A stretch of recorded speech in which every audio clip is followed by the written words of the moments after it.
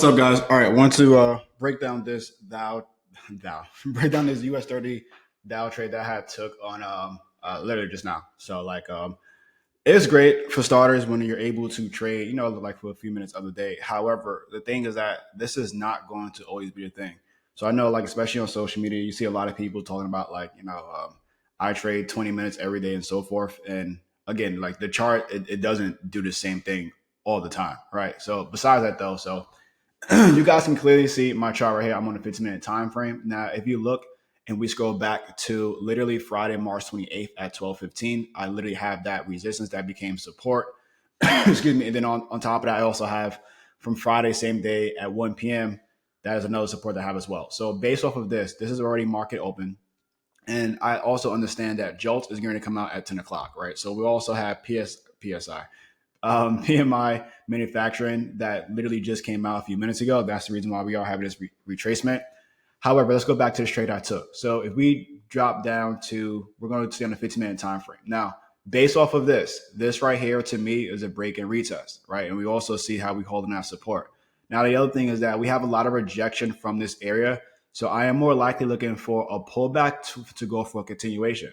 That's the first thing I see right here. If I drop down to the lower time frame and I see exactly what's coming into play, hold on, that didn't happen yet.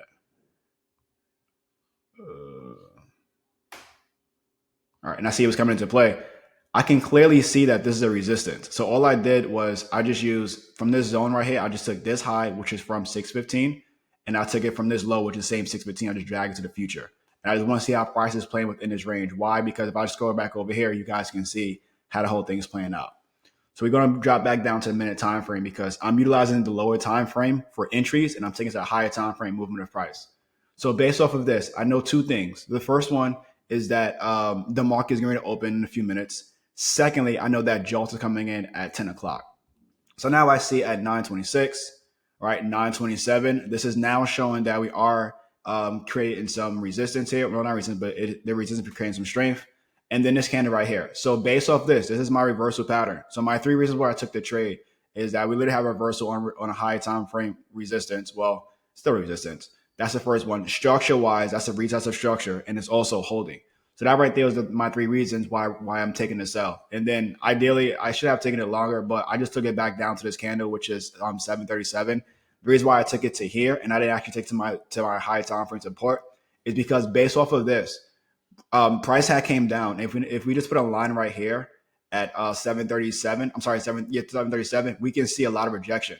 So more likely, price may come back down. It may wick a little from this area, which you have 738, and it may come back up and close. That's the reason why I took that. So then overall, that was my reason for the entry. And then literally, it was not even 5 minutes of work for the day, and I've made 140 pips.